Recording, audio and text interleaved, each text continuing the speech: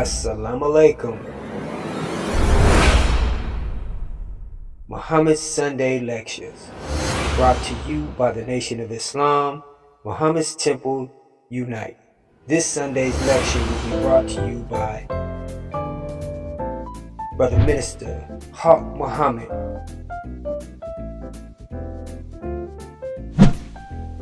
And its subject will be Fight in the Name of Allah, God, Part 2. Assalamu Alaikum. In the most holy name of Allah, who appeared among us, the black man and woman of America, in the person of Master W.D. Farad Muhammad, and in the name of his divine servant and messenger, the most honorable Elijah Muhammad.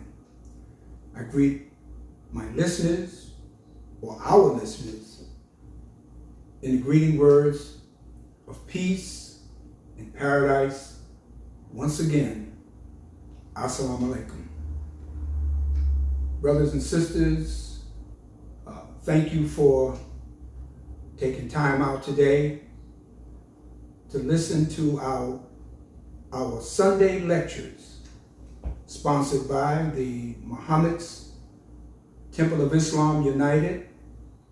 We, the brothers and sisters, are members of the Nation of Islam and followers of the most honorable Elijah Muhammad. So if you have family, if you have friends, if you have any other relatives, people that you know, tell them to tune in right now to Muhammad's Sunday Lectures. We have been coming to you close to a year now, and we thank you. We thank you for viewing and listening to what we have to say. Our lecture today, which is a part 2 of something that I introduced last week called Fighting in the Name of Allah, God. But before we start our lecture, we always open up in prayer, asking Allah to bless us, to protect us, to give us the knowledge, the wisdom, and the guidance to deliver a clear message to you. We are not here to harass you. We are not here to condemn you. We're not here to make you feel bad. We are simply here to give you the truth. So brothers and sisters, whatever God you believe in, whatever name you call him or her by, whatever entity that you worship, we ask that you join us in our Muslim opening prayer. We call it the Al-Fatiha, or the opening. In the name of Allah, the Beneficent, the Merciful, all praises is due to Allah, the Lord of the worlds, the Beneficent, the Merciful, Master of this day of judgment in which we now live. Thee alone do we serve, and thee alone do we beseech for aid. Guide us along the right path, along the path of those who thou hast bestowed favors, but not along the path of those whom thy wrath is brought down, nor along those who go astray. Say he, Allah is one God. Allah is he who nothing is independent, but upon whom we all depend. He neither begets not, nor is begotten, and there is none like him. And I bear witness that none deserve to be praised or worshipped besides Allah, who came in the person of Master Farad Muhammad, and I bear witness that the Honorable Elijah Muhammad is his servant and messenger. Ameen. Brothers and sisters, again, thank you for joining us. But before we get started with our subject entitled Fight in the Name of Allah, God, I just wanted to touch on, just for a few minutes, I know you saying, some of you who have been tuning in, whenever you hear me speak, you say, here he goes with this how to eat to live. Why he's bothering me with what we're eating? Because it's very important, brothers and sisters. It's one thing to have spiritual knowledge, But it's another thing to have the understanding and the knowledge on how to eat to preserve this great body that Allah has given us, that God has blessed us with. The greatest gift that we have as human beings, and the greatest gift black people have, is our life. It is our life. When you have life, you just don't live it just walking around every day. You have to protect and preserve that life. One of the great pleasures of life is nature. You ever look at a sunset and you see how it makes you feel? Have you ever witnessed the rising of the sun? Have you ever looked at nature and see the grass, the flowers, the trees, the calm waters, or the waves from the ocean crashing among the rocks in the shore? Isn't that a beautiful, calming, tranquil sight? That is one of the beauties of nature. It has just a profound effect on your mind and your spirit. In the course of life, there's the pleasures of life. The pleasure of communicating, whether it's with your family members, with your children, with a friend, with a neighbor, to communicate, to talk, to exchange ideas and thoughts. That is a very beautiful thing, especially if it's positive. Sometimes we get into arguments, sometimes we get into disagreements. But to be able to just to communicate is a wonderful thing. And another one of the beauties of life is relationships. Relationship with your family. When you have family reunions, you meet your cousins, you meet your aunts and uncles, your grandparents. Or you're in a relationship with another brother who you've been friends with. When Facebook came into existence, I wanted to find my childhood friends because we had a relationship when we were young that I wanted to recapture, wanted to talk to them. So my children encouraged me, because I wasn't on Facebook originally, but they told me you could find your childhood friends, and I was able to find some of them. And it was a beautiful thing to reconnect with them. And then there's a relationship between man and woman, husband and wife, girlfriend and boyfriend. It's a beautiful thing. That is some of the gifts of life. But you have to maintain your life. How do you do that? You have to eat right. And one of the other pleasures of life is a good, wholesome, tasty meal.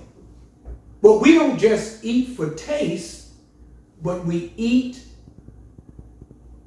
to live, to maintain ourselves. See, everything, and this is what the most honorable Elijah Muhammad teaches us, because he wanted us as black people to understand that we have to, in order to live long and live a long, healthy life, you have to eat the right foods at the right time. Just be patient with me, brothers and sisters, for this a few more minutes so I can explain why it's important to eat right and eat healthy.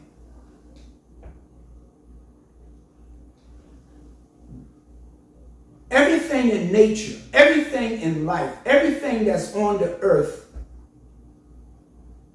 doesn't mean that you can eat everything that you see just not practical. It's just not common sense. Just because God made it doesn't mean that you can eat those things. There are things that are good for us, and there's things that's not good for us. You remember when we were children, and we would say the most unintelligent thing? It said, and we would drop something on the ground, and it said, "Why are you picking that up? That's dirty." And we would say, "God made dirt. Dirt don't hurt." That's a child's understanding that was given to them or that they heard. Dirt don't hurt. God made dirt. Just because God made dirt don't mean you're supposed to eat it. I mean, vegetation and other things come up out of the earth, come up out of the dirt of the earth, but you can't eat dirt. And you remember when we would drop something, we were children, and we would say, "I'm just kissing up to God." Because we just wanted to eat it. The thing was dirty, it fell on the ground, it might have been dogs, it might have fell in some dog mess, or somebody may have put some other, dropped some other things on it, and you dropped that piece of candy or that piece of cake or whatever it may have been. And we said, "Oh, I'll just kiss it up to God." No, that's not how it works. Everything that comes up out of the earth doesn't mean that we can eat it. Let me tell you what the Holy Quran said. This is the book that we believe in. The Honorable Elijah Muhammad said, read and study the Holy Quran. In Surah 2 or chapter 2, verse 168, let me tell you what it says about food. Just bear with me a few minutes, a second or so, brothers and sisters.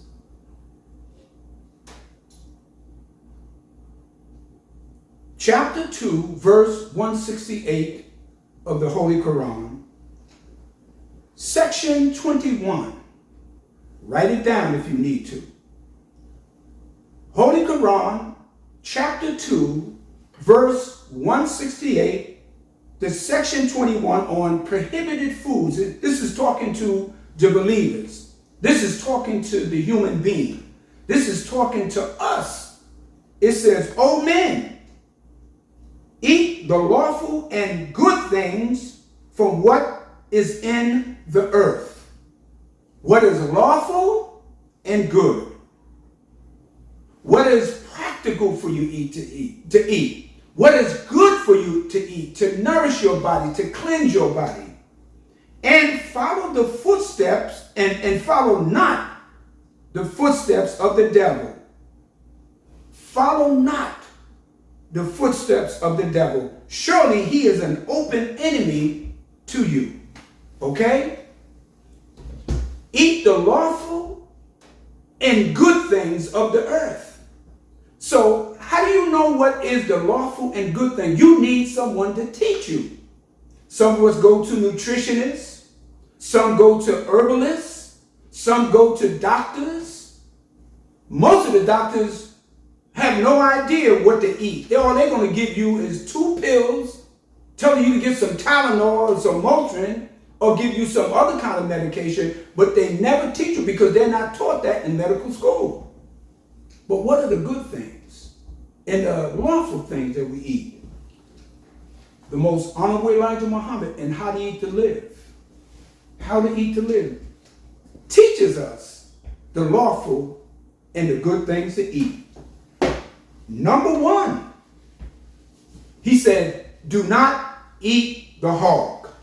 Do not eat the pig. He said it has 999 different poisons or germs in the body of what you call the hog or the swine. We call it the swine.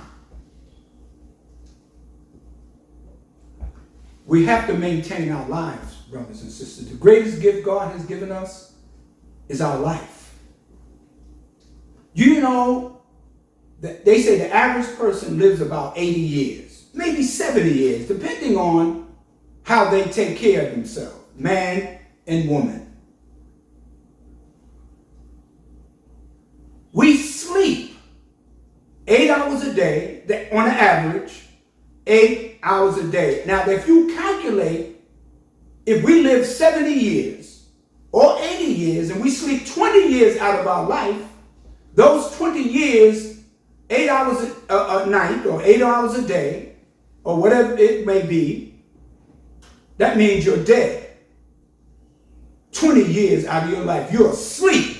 You're in a state of occultation. You're in almost in a dead state. Even though you're alive physically, you're breathing, but you're dead. You're asleep.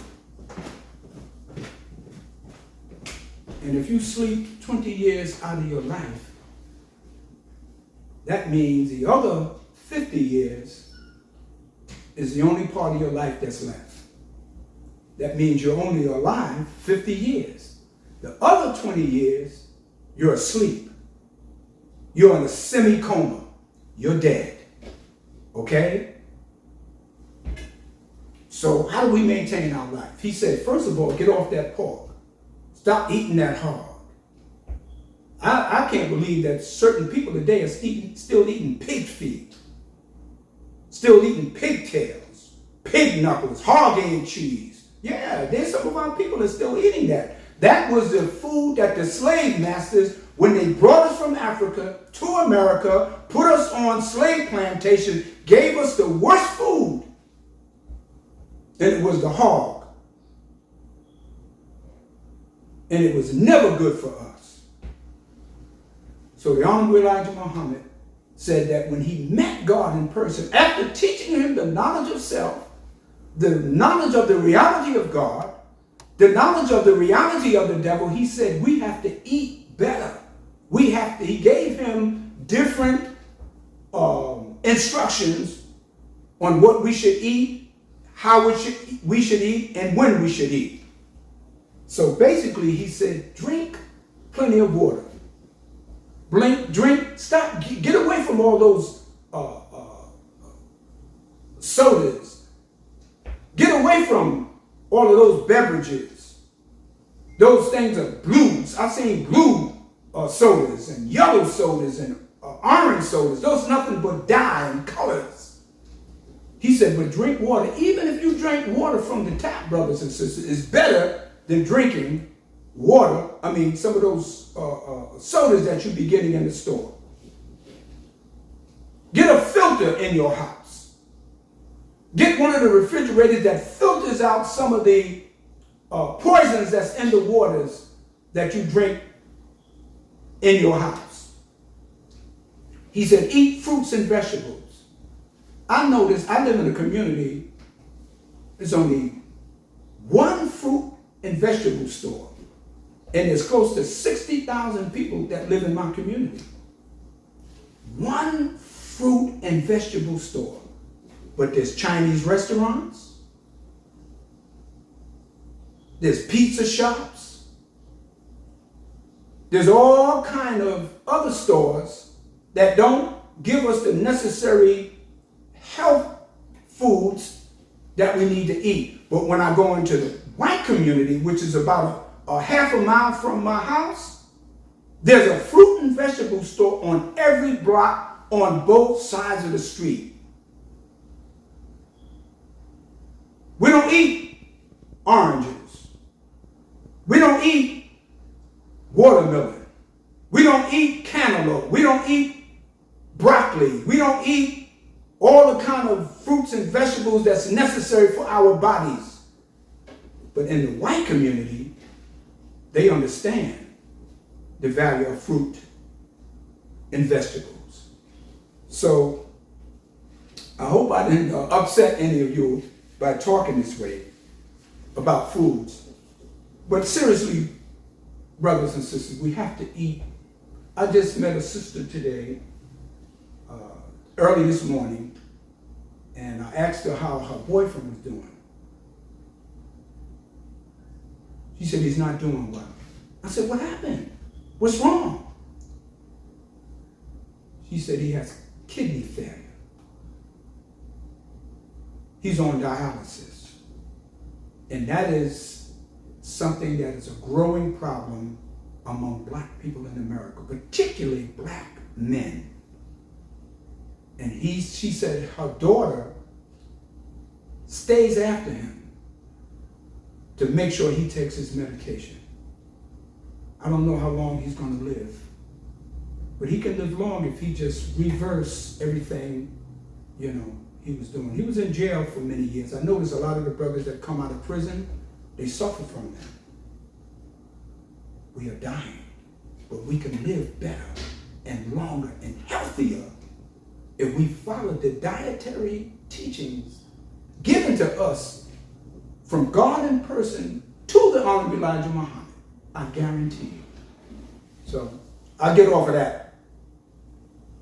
Enjoy your day and make sure you drink some water, brothers and sisters. Okay.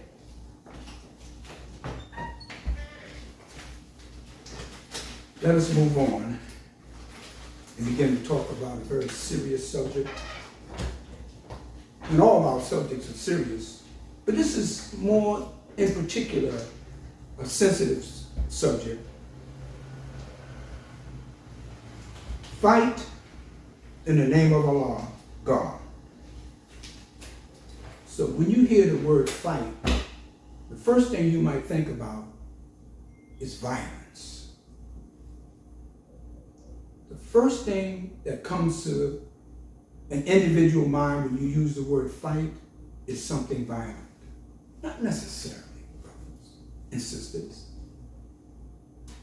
When you fight, you could fight to make sure that you refrain yourself from any negative habits.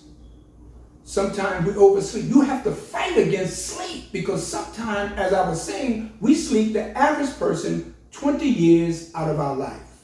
So you have to fight against those kind of, things that's trying to keep you in the bed. And, we have all kinds of urges. There's an urge of the appetite. You want to eat all day. You have to fight against those kind of urges. Then there's the urge for sex. We have to fight not to become overindulgent. Sometimes some of us work all day. We have to know how to win and how to relax. We have to fight against those urges.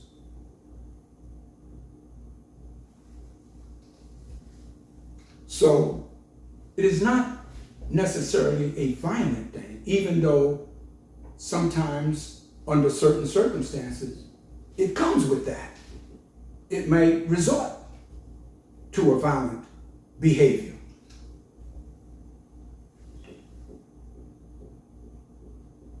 But we must fight in the name of Allah, God. Now, what does that mean? We have to understand that Allah, through his messenger, the most honorable Elijah Muhammad, taught us when to fight, how to fight, and what to fight with. As black people here in America, we have been the victims. We have been the primary victims of violence against us. We have been the primary victims of any people who have ever been in America. We have felt the brunt, we have felt the violent behavior, we have felt politically, socially, economically, culturally, degradation, and violence against us in all of those areas. But the Honorable Elijah Muhammad says, we got to know how to fight. It is said that to get knowledge, Knowledge is one of the most important things that you can get, so you can be able to make a differentiation from one thing or another. But in your getting of knowledge, the best thing to get is understanding. Every living creature on this earth, the human creature comes from the word create. The human creature, the creatures that crawl upon the earth, every one of us, every species has a right to defend itself against its enemy or its predator. When we talk about fighting, as I said, it's not necessarily a violent thing. Martin Luther King led what was called the nonviolent movement. His symbol or his idea was to love your enemy, and love your enemy to the point where your enemy will begin to love you. See, the Honorable Elijah Muhammad, he respected Dr. King as his brother. He loved him as a black man, as we should love each other. But he didn't agree with Dr. King's tactics and methods in order to get the white man to love us, to respect us.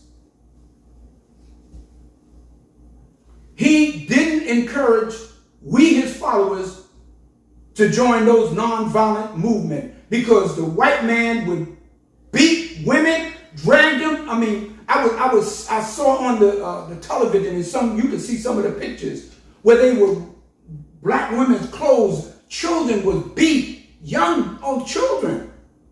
The Honorable Elijah Muhammad said, we respect him, but I'm not going to have my followers to go into the hands of these vicious white people to let them beat and kill us and drag our women and beat our children. No. We must fight in the name of Allah, God.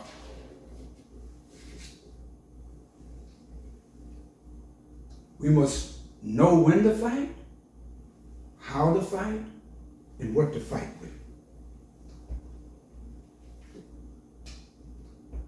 See, they tried during the 60s and 70s to paint the Nation of Islam as a violent organization.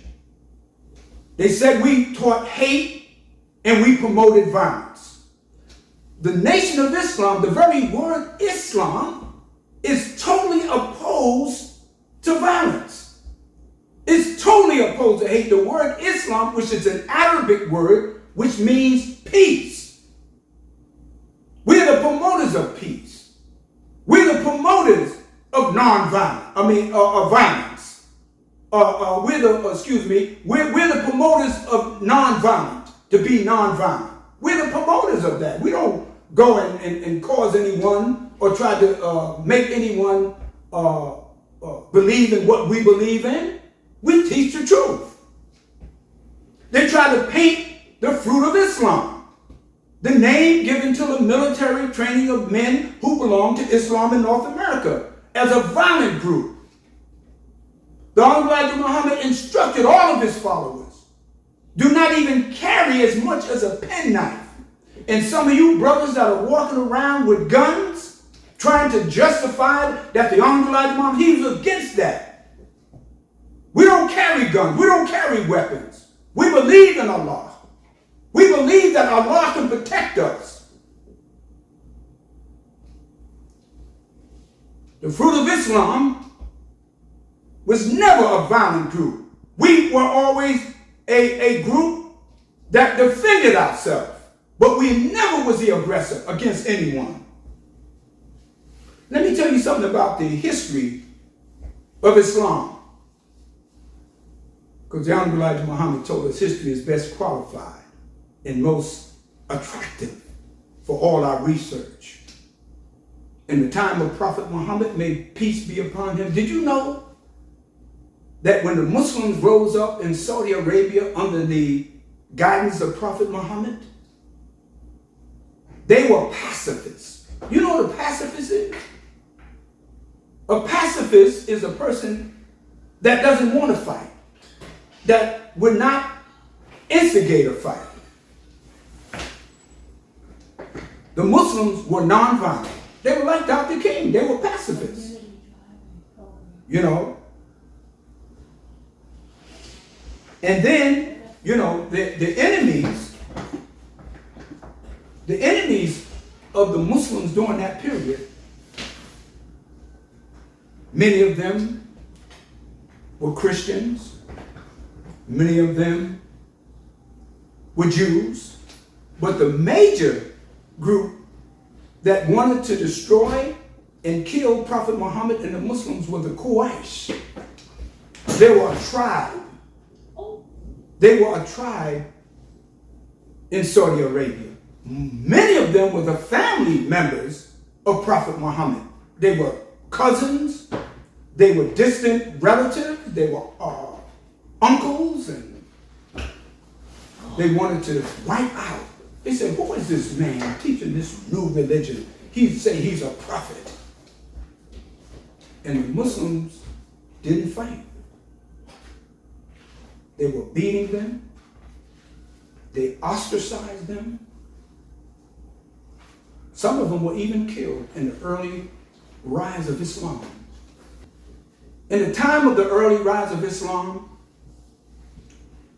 Prophet Muhammad and the Muslims were pacifists. They were nonviolent. Even though they were being attacked, killed, and ostracized and persecuted, they wouldn't fight. Then all of a sudden, it was found that there was a plan being hatched to come after the Muslims and Prophet Muhammad to wipe them completely out, to murder men, women, and children. It was then, because you know Prophet Muhammad would get revelations, it was then that he got the revelation, which is found in chapter 2, verse 190, excuse me. And this is what it said.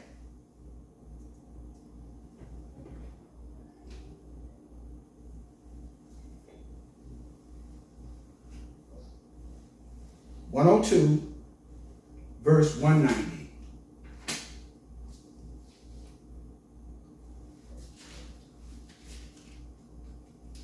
Chapter 2, verse 190. Excuse me, just give me a few minutes, brothers and sisters.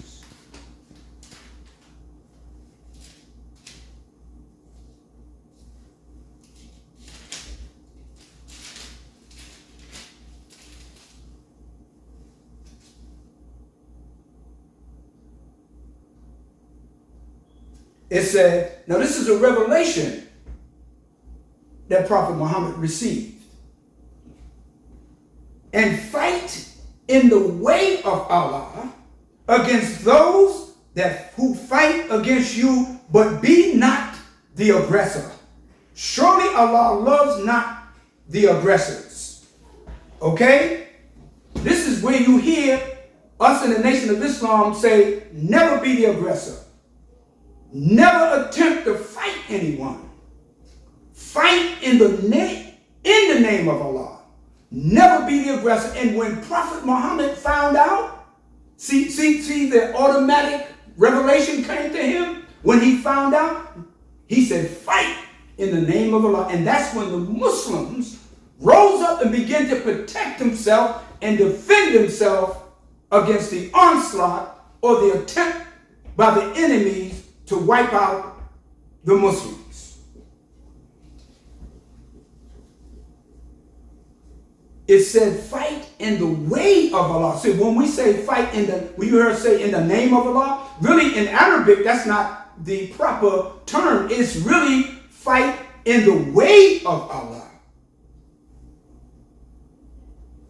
It means fight with the name of Allah, with the power of Allah, with the assistance of Allah, with the guidance of Allah. See, when you fight in that way, then Allah gives you the victory over the enemy. Sometimes you've heard the words jihad. And said, oh, what is that? That's a fighting word. That's a fight where you're going to go and kill people. No, not necessarily, no. That's not what the root of it, that's not what it means. Let me explain something very quickly, brothers and sisters. When we say fight in the name of Allah, see, it's not, as I would just explain, it's not, when we say in the name, it really means with. So if you speak the Arabic language, you say, Bismillah, it's with Allah. Not in the name, it's with Allah, because there's nothing or no one acts without the power, without the assistance, without the permission of Allah. So it's with the name of Allah. So the word, when we say fight in the name of Allah, what we mean is fight with the name of Allah. And name means nature. See, in Islam, a name means that which is an attribute, the nature by which you perform. So when we say fight in the name, what we mean is fight with the assistance of Allah. Fight with the power of Allah. Fight with the permission of Allah. Fight with the guidance and the remembrance of Allah. They say the greatest force in the universe is the remembrance of Allah. The greatest force in the universe is the remembrance, the thought of Allah. The Honorable Elijah Muhammad, such a beautiful man, taught us when to fight, but he said always fight in the name of Allah. See, when I was a member of the 5% Nation, we used to say, when they would call us a particular name, they would say, well, name is just a label. That's not my name. I have what is called what God, an attribute. They were right, or we were right in that basic content, but sometimes your label defines who you are. You know, when you go to the grocery store, what do? If you're an educated shopper, you look at the label. And the label would tell you when the expiration date is, the contents of what's in the food. You understand? So a label, nothing wrong with a label, but a label will teach you something about the product itself.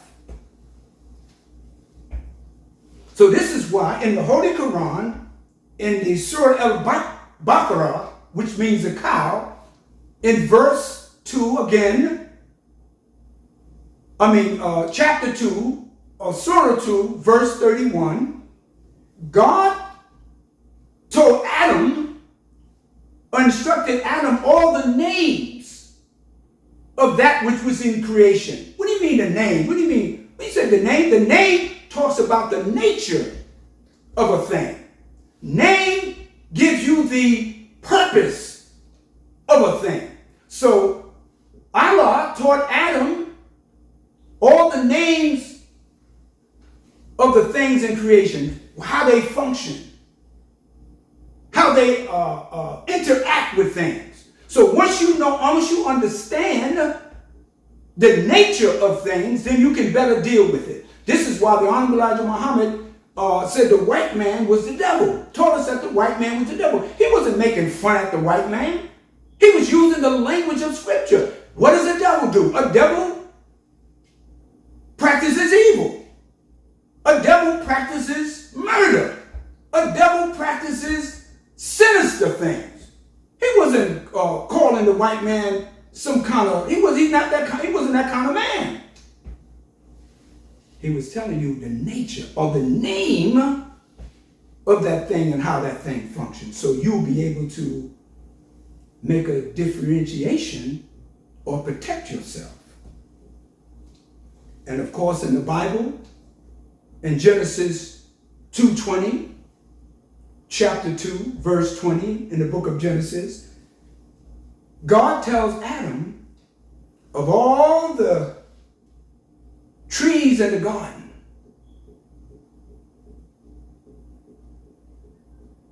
of all the things that's in the garden, you can partake of them. But that tree in the midst of the garden, you stay away from. He taught Adam the names of all the creatures and all the things that were in the garden, teaching Adam the nature of them so he can be able to be the major force in the creation that he was in. What does this mean? Fight in the name of Allah. Again, it means with the power of God. See, some of you, or some of us black people, we run out and get a gun. Most of the time, we kill each other. You don't go out shooting other people outside of your community. Most of the people that I know that got shot where I live, they knew the person. They had some kind of association with the person. So you got a gun, you got a bat, you got a knife, and you kill your mother, you kill your brother, your sister, your wife. Because you putting yourself in a position without the understanding of how, when, and what to fight. Well, you may say, well, Brother Minister, hark, how do I protect myself with all these people that may burglarize my house? These cats, these young brothers running around with their guns and threatening people. The white man killing us. The police killing us. What am I supposed to do? How do I protect myself? Why can't I go get a gun? Well, first of all, brothers, most of you don't even know how to shoot a gun. Have you noticed that all those shootings that you hear about, they never hit, most of the time, the target that they were after, that they were trying to hit, because they don't even know how to shoot a gun. And all the guns you have, they were manufactured somewhere.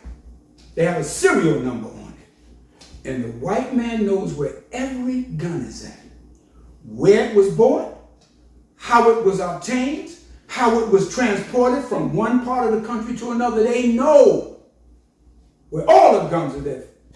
But they will stand back and allow you to kill each other. But you say, well, how do I protect myself? By you getting a gun,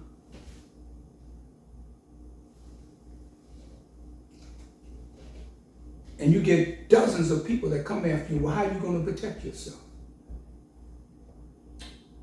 See, when we were brought here to America by the white man over 400 years ago, the enslaved Africans, the enslaved brothers and sisters that were on those plantations, we didn't have a gun. We didn't have a gun. The white man had a gun. And they created what was called the overseers. Those are the people that would overlook and oversee all the slaves. And they had guns. And then they formed them and developed that into what we know today as the police department. It was never intended for you to have a gun. See, once you put your faith in a weapon, once you put your power in a piece of steel called a 9mm, then you have taken God out of the picture. He can't protect you. He can't protect you.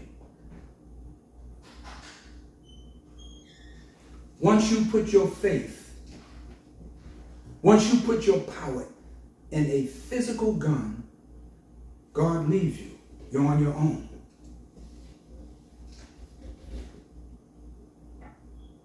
They had something in New York called stop and frisk. They were stopping black men left and right. Many of them finding guns. I just told recently, my brother told me the young brother that I literally knew since he was born, they called him with 2 guns. What do you have a gun for? You don't own nothing in the community, but you took ownership of 2 guns.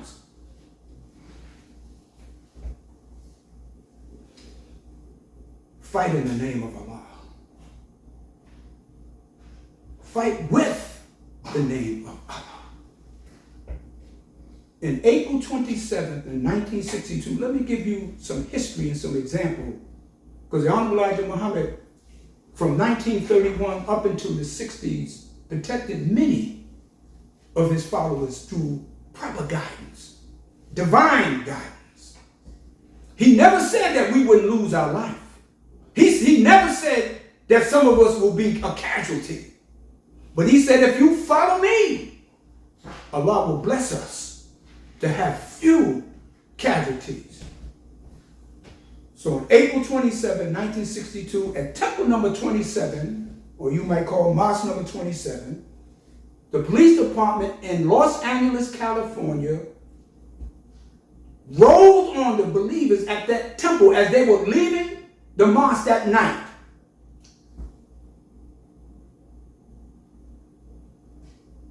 And they shot and killed the secretary of the mosque of the temple, Brother Ronald X. Stokes. Shot another brother in the back,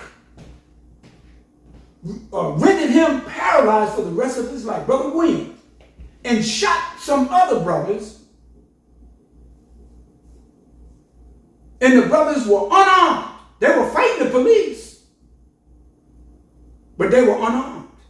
They were just coming out of the temple after a temple meeting that night.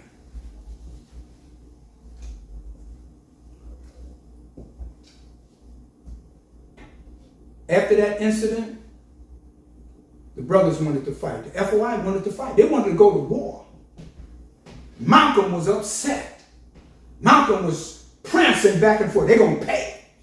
They said he was saying, they're going to pay. Malcolm was trying to rile up the brothers to fight. The messenger said, hold up. He said, this is what I want you to do. He said, all the brothers that go back to your temples and get the Muhammad Speak newspapers and get out into the street and take that word that I put in that Muhammad Speaks and put it in the hands of the black men and women. And lo and behold, after that, the temple filled up. We converted more people. Yeah, we lost Brother Ronald X. Stokes. Brother William was paralyzed, but we were able to produce more Ronald X. Stokes, more Brother Williams, through the guidance and the teachings of the Honorable Elijah Muhammad. Yes. Brothers didn't like that. They wanted to fight. But the Honorable Elijah Muhammad said, what if we did fight? And all those black people that were out that night, all those believers that were in the temple were slaughtered. And again, the headlines would have said Elijah Muhammad responsible for the slaughter of men, women, and children. And that would have turned the hearts and minds of our people against us. Yes. But what do you fight with? You said, Brother Minister, what do we fight with? God gave Moses the rod. That rod is a symbol. You saw pictures, if you saw the 10 Commandments, you saw Charlton Heston, the actor, walking with a stick. That was a rod. But God gave Moses the rod. The rod represents a powerful instrument against the enemy. And it said when Pharaoh threw his rod down, Moses threw his down. And Moses' rod ate up Pharaoh's rod. meaning that his power, his truth in God was much more powerful than Pharaoh. God gave Jesus the gospel. The gospel only means the good news. That's what he gave Jesus. And Jesus went with that having faith. Jesus could have got the Palestinians or the people in Jerusalem to rise up and get instruments of death, but he believed in what God had revealed to him, and God gave him the gospel. God gave Prophet Muhammad the Holy Quran and the belief in the one God. And look at all those three men. God gave Moses the rod. And now you have Hebrews, thousands of them all over the world, because of that one belief. He gave Jesus the gospel, and now you have Christians. Even though we know that some of what they are being taught is falsehood. But now you have millions of Christians all over the world by the very word of the gospel.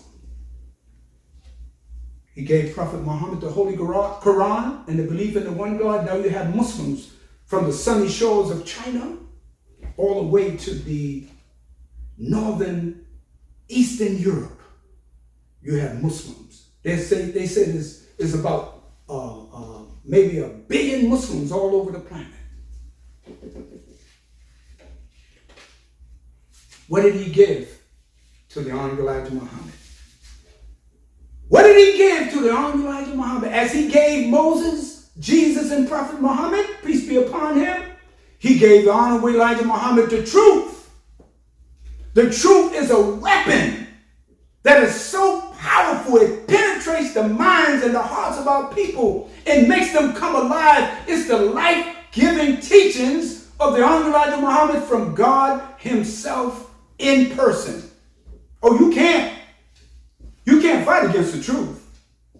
That's why it says in the Holy Quran, they tried to put out the light of Allah with their mouths. But Allah has perfected his light. Though the polytheists, the enemies, the infidel, the disbelievers, the hypocrites, and the devils be adverse. Truth is the most important and greatest weapon that we can use. That's why it says, no weapon forged against the righteous shall prevail. If we have the truth, no one could harm us. Master W.D. Farad Muhammad, God in person, promised us victory. But victory can only come to black people in America if we follow the dictates, if we follow the word and the practice and the principles given to us by God. We can't fight like the white man fight. We can't fight like our enemies fight. We have to fight with truth. That's why also in the Holy Quran it said, Allah hauls truth at falsehood and knocks out his brains. Well, how does falsehood has brains? It's talking about human beings who are opposed to God, who come with evil intentions. And the Honorable Elijah Muhammad said our unity is more powerful than atomic bombs. Well, we're in a nuclear age, and it's still the same way. So brothers, put down those guns and pick up Allah's word. Pick up the faith and the truth in what we believe in. I know some Muslims got guns in their home. Be very careful. You know, when I was a parole officer, I had a 9mm. I hated it. Was so happy when I retired. I put that thing. I gave it back to the division. And some of the other parole officers, you ain't gonna get no gun. You're not gonna keep no gun. Some of them had 3, 4, 5 guns. I know a sister that was a parole officer with me. We used to go out on a home visit together. Her sister was shot 19 times by her husband, who was a police officer, a retired police officer, shot her sister. That was her brother-in-law. Shot her sister 19 times and killed her. He had a gun. The Honorable Elijah Muhammad never, ever taught us, brothers and sisters, to pick up a weapon. We're not allowed in our temples and our meetings to have any form of weapons, not even a penknife, not even a toothpick.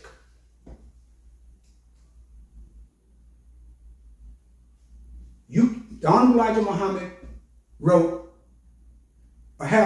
many books, but his major books is Message to the Black Man in America, Fall of America, Our Savior Has Arrived, The Flag of Islam, How to Eat to Live, Book 1 and Book 2. He wrote a couple of other pamphlets called The Supreme Wisdom, The Salaam, and nowhere in there I don't care who you are, whether you're a Muslim or you're a Christian or whoever you may be, you will not find anywhere in that book that the Honorable Elijah Muhammad encouraged us to pick up any weapons to fight and kill anybody. We are peaceful people. We fight with the name of Allah. And this is what has made us successful. And if the black community is to survive, we have to come together as a people, and our unity will allow us to build homes, will allow us to open up stores, open up schools. This man did this in the midst of us. The Most Honorable Elijah Muhammad did this. And you cannot find anywhere in his writings. The only time, and the only thing that you can find in that book that talks about war is in the chapter called The Battle in the Sky. He told us there's a plane in the sky.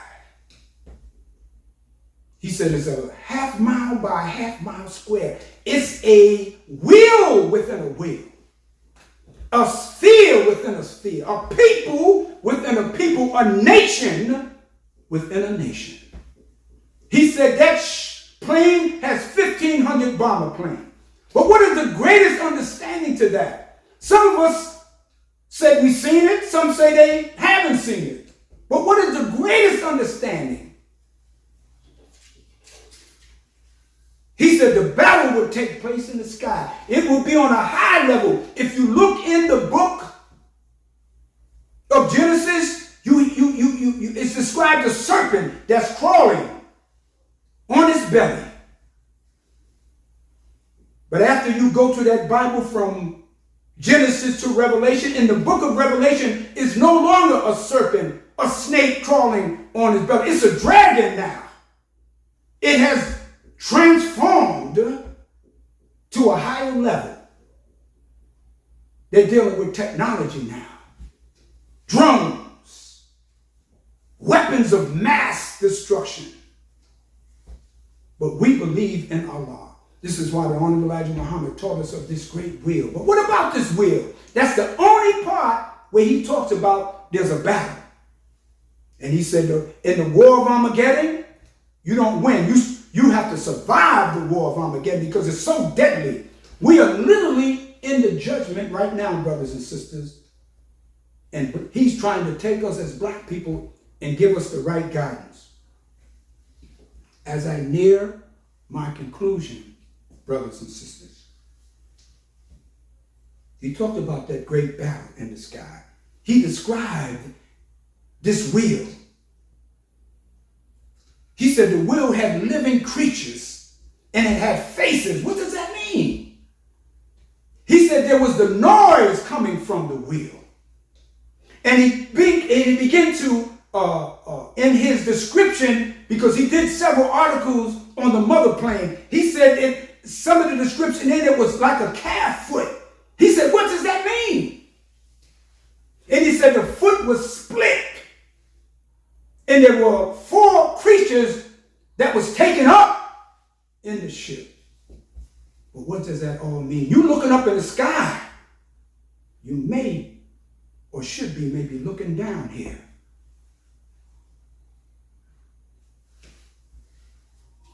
we fight in the name of Allah.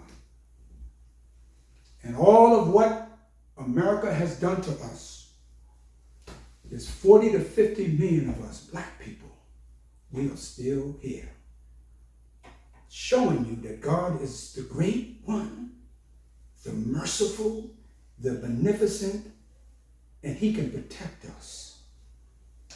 This is why in our Muslim fighting song, we use the words, we are fighting for Islam and we will surely win. With our Savior Allah, the universal King. And then the lyrics go on, fight for your nation, fight for your home. Allah gave us the national, the sun, the moon, and stars. The great of his creation he has given to you. So let us fight, Muslims, fight for your home, fight for your nation, and we all will fight for your nation, fight for your home, fight, ye Muslims, fight for your home, fight for you Muslims, fight for your home. So brothers and sisters, thank you again. I hope I imparted something on you.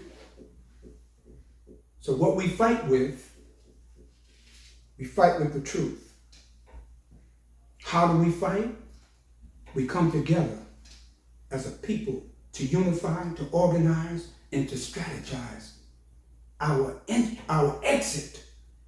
First of all, mentally from the white man's teachings. What, how, what, when do we fight? We fight by we're studying what we need to do in this day and time. And in that, we have all the Honorable Elijah Muhammad's books. In his books, in his writings, in his teaching, it tells us when to fight. It's right in there, but you have to study it. So we're asking you, brothers and sisters, to study his teachings, and you will definitely be free. May Allah bless each and every one of us with the light of understanding.